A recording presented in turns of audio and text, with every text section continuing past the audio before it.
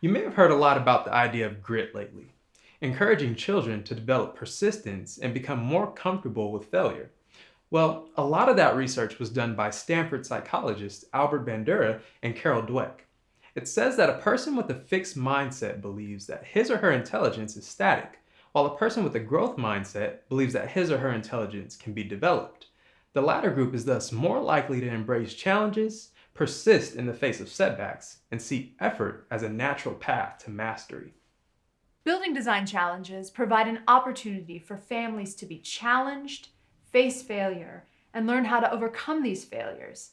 In other words, practice a growth mindset. Here's a question for you.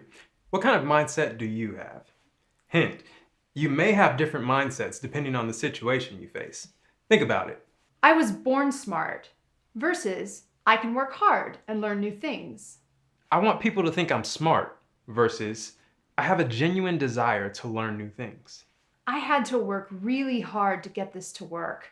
I hope no one noticed that. Versus, I worked hard on this, and I am proud of the effort I put in. It's not my fault it didn't work versus what can I learn from it not working? When interacting with children and parents, you will have many opportunities to foster a growth mindset. It's very common to see children expressing their frustrations, especially when their design doesn't work on the first try, and this is a great moment to support them. Here are some examples. Mine isn't good. I say you're working really hard on it. It's a good job. Let's work together some more and figure out what didn't work. Okay. All right. This is too hard.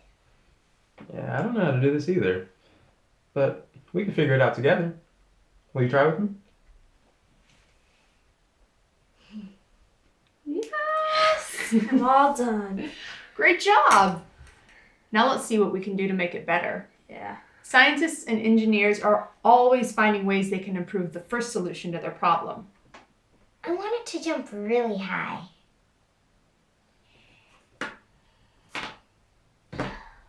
Sometimes I hate making mistakes. You know, a mistake actually gives us some very important information.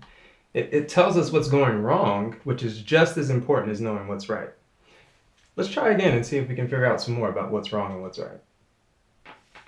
Can you think of any other comments and questions you can use when working with families to encourage a growth mindset? You can even use these techniques in your workplace to encourage others to continue pushing hard, even when they face obstacles, which is an important skill to have when leading a team.